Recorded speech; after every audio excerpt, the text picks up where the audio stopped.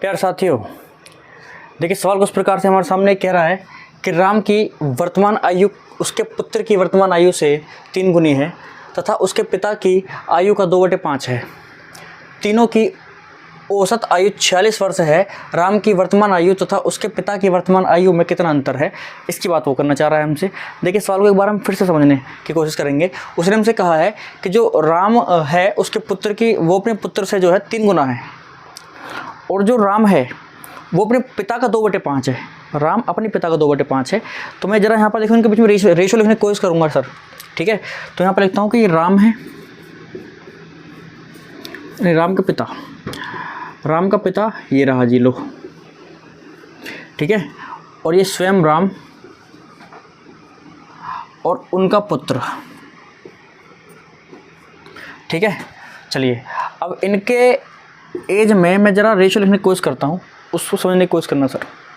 अब क्योंकि उसने कहा है कि उसके पिता का 2/5 है, तो आपको इस 2/5 का मतलब भली बात ही पहले किसी टीचर ने सिखाया होगा कि अगर इसको हम रेशो में लिखना चाहें तो ये ऊपर वाला जो है ये इसके ये राम का हो जाएगा, और ये नीचे वाला है ये इसके पिता का होगा, यानी 5 में से 2 है, ठीक है।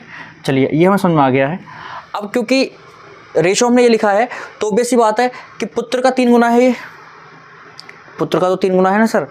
अगर पुत्र का 3 गुना है तो पुत्र की जो रेशो होगा वो 2/3 होगा, तभी तो इसका 3 गुना मैं करूँगा तभी तो 2 आएगा। देखिए इसका मैं अगर 3 गुना करूँ, इस 2/3 का अगर मैं 3 गुना करूँगा तो मुझे क्या मिलेगा सर, 2 ही तो मिलेगा, और 2 क्या है, राम का है। तो कहने का मतलब ये है कि मुझे इसको 2/3 मानना पड़ेगा। इसको भी हम थोड़ा सही से कर सकते हैं, किस तरीके से, पूरी रेशो में 3 से गुणा कर दीजिए, तो इसमें करेंगे 3 पंजे 15 हो जाएगा, और 3 दूनी 6, और ये 3 से यहाँ पर जब गुणा करेंगे 3 से 3 कटेगा और क्या आएगा 2।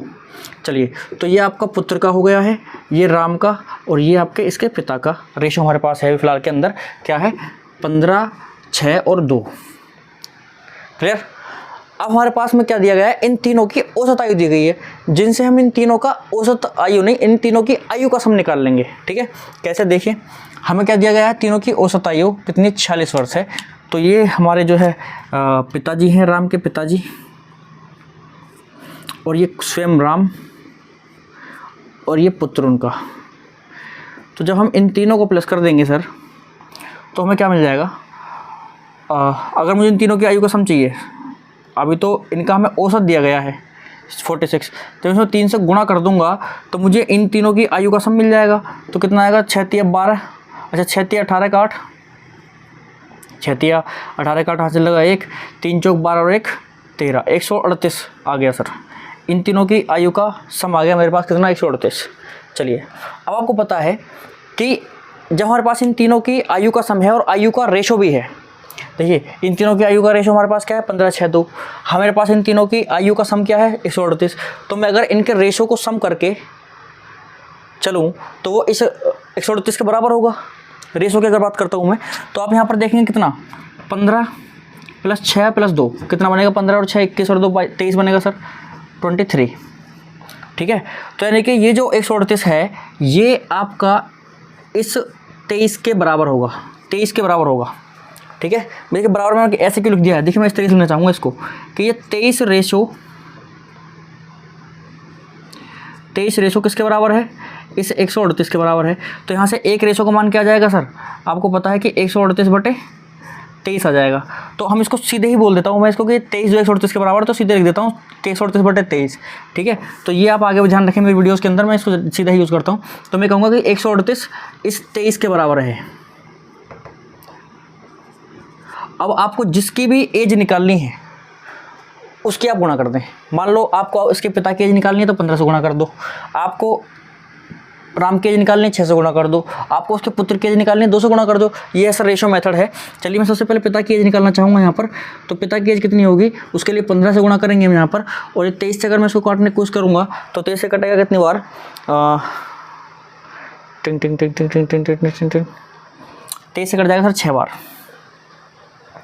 ठीक है। तो कुछ तरीके से 15 × 6 = 90, यानी कि 90 वर्ष। यानी कि जो राम के पिता हैं वो कितने हैं सर, 90 वर्ष के हैं, 90 साल के हैं वो।